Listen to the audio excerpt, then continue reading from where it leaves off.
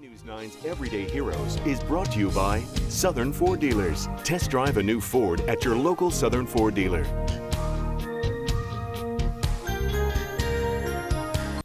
You know, friendships can be forged over common interests, sometimes personalities, maybe your background, sometimes even over tragedy.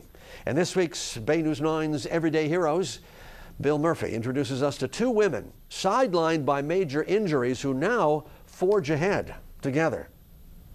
Two friends, one a retired Air Force lieutenant colonel, the other a student here at Stetson University College of Law in Gulfport. Two friends drawn together by frightening and potentially deadly circumstances.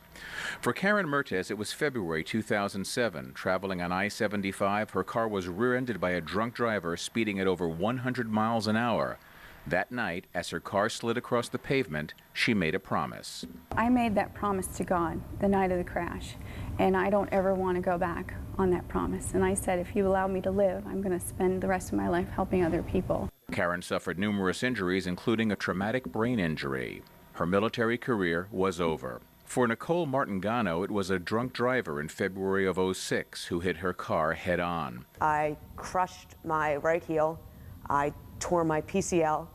I broke my elbow and my forearm. I broke my femur in two spots on my right side.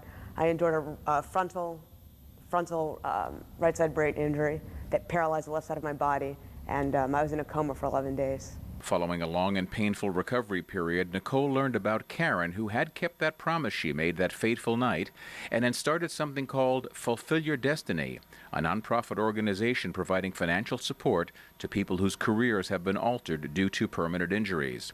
The two met, and a short time later, Nicole was granted funds toward a scholarship, enabling her to continue her education.